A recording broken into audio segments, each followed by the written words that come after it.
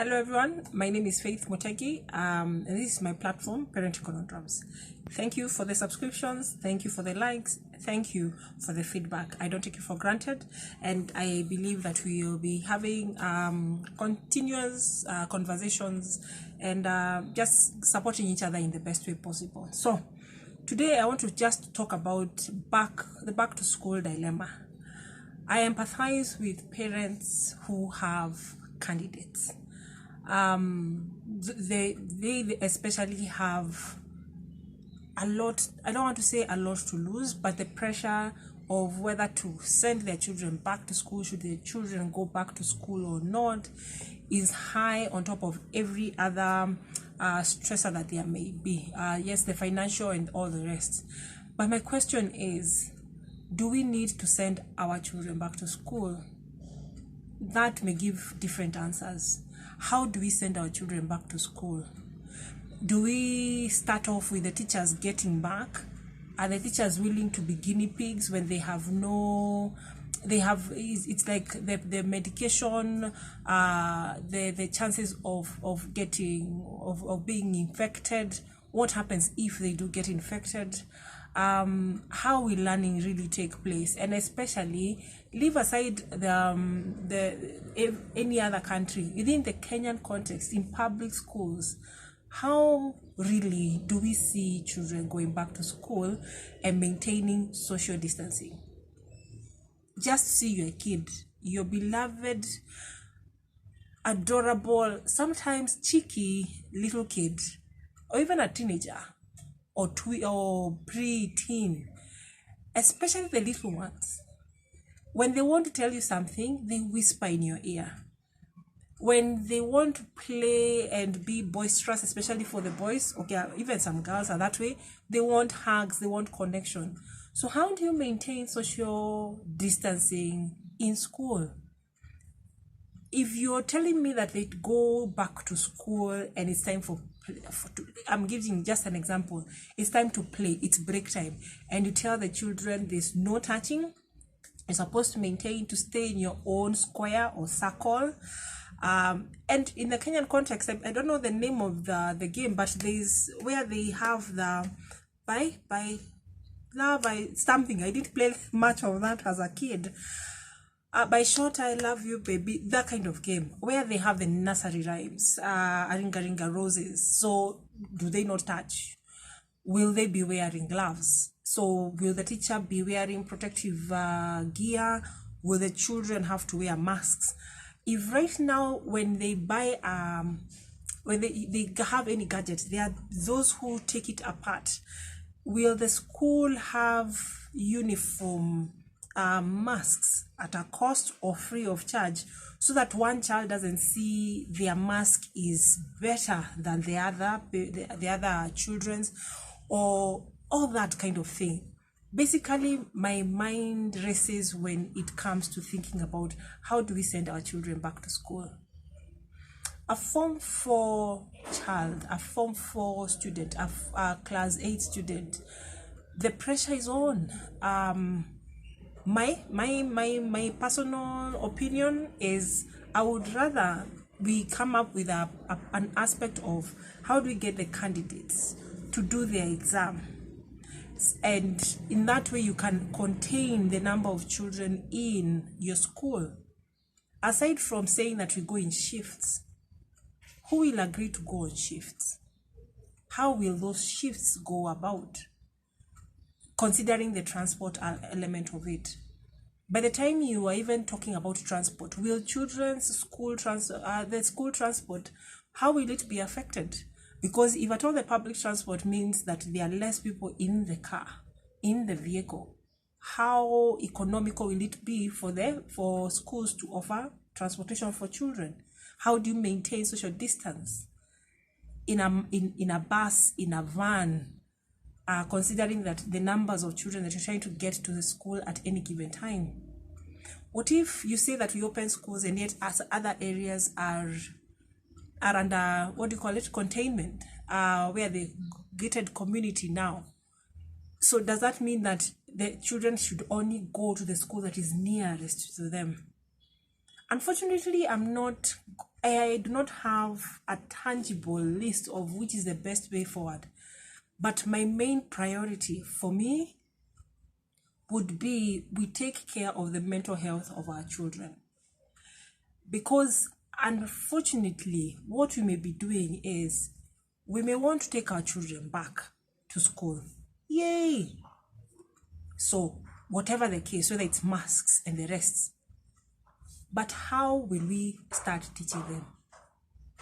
We really focus first on getting every single the curriculum over and done with, or will we have a moment to take care of their mental health? Children love school. Yes, they may have their issues with homework and the rest, but school plays a purpose in a child's life. Some of your fondest memories as an individual are from school. Yes, there was that math teacher, that Kiswahili teacher, the ones who pinched you under your armpits and you're wondering, do you focus on the pain or on the question? Personal experience. But my worry is that when we get back to school, when we get back to school, it will be a rush towards catching up. You need to cram. We have lost this number of months when it comes to the curriculum. And yet the child has been over and over again at home. It has been homework. And by the time they want to go to school, when they get to school, they will want to just be with their friends, with their teachers, with their playmates. But we will be there, and all we want to say is, can we understand about math? You know, we have lost time. If we don't do this, we are going to flunk. We need to raise our mean score. Basically, the unfortunate part is that we shall focus more on the academic and less on the mental health. So my question is to you as a parent, to you as a guardian, how are you taking care of your child's mental health now? Because it may have repercussions. I am not sounding a doomsday bell or gong, if you may call it. I'm just asking you that whatever environment you're creating for your child, is the work that they are doing a do or die back at home?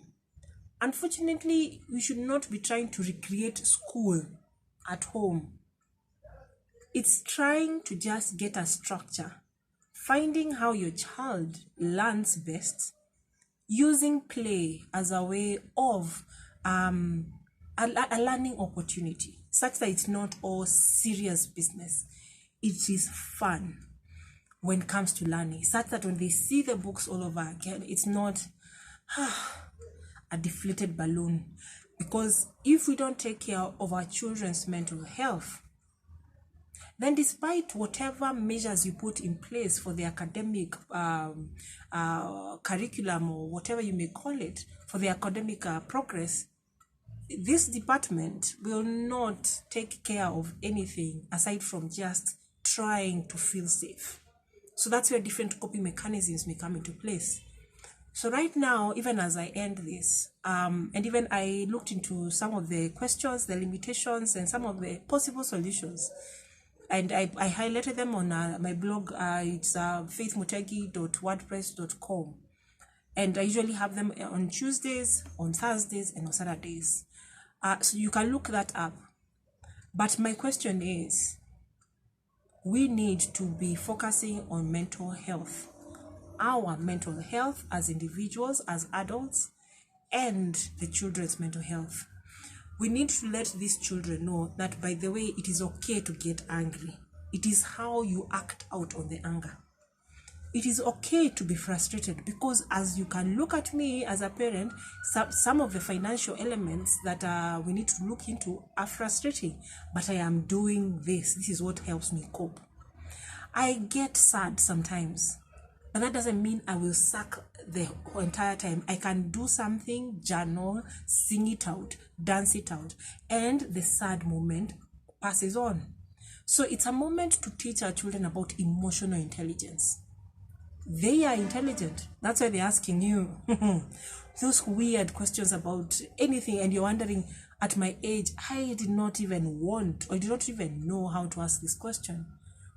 So even as the rest of the world, the Kenyan society talks about when do we, the back to school dilemma or solutions or tips. As a parent, when that happens, well and good. But right now, is your child learning how to cope in the middle of a crisis? And you are the best guide to that. If you are tired, let the child know you're tired, but don't tell them nindo menikasirisha. Just say, the way things have gone today, I am tired and I just need a moment. And by the way, hata ukichoka niambie, you let me know when you're tired, because sometimes school work can be tough. Find a way that works. Are you doing everything yourself, such that it reaches a point where you're wondering, everybody seems to be on holiday except you? Are you delegating to the children? Are they feeling the sense of home? Or are they wishing that they would be in school?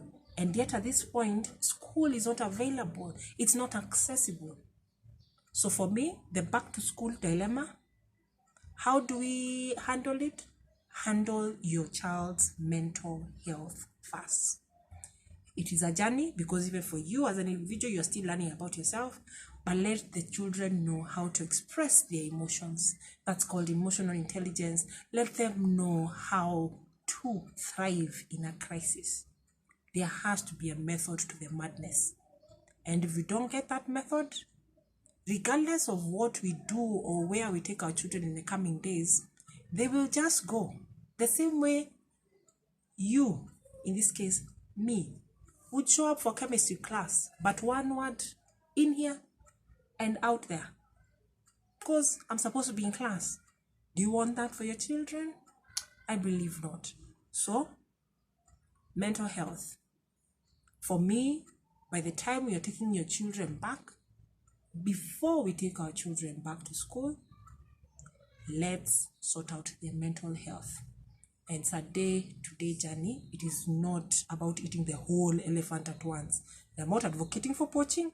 I'm just saying that when you have this big task, you take it a bit at a time.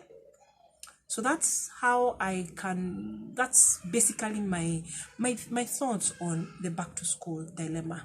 Many people will say many things, but let us strengthen our children's mental health. So thank you so much for your patience. Give me your feedback. What are your main anxieties concerning back to school? Would you send your child back to school, or are you thinking of homeschooling your child? So let me know. Let's have a discussion, and I'll see you on the next video, next blog post, or out there in society as we help each other. So thank you so much and have a good time. Bye-bye.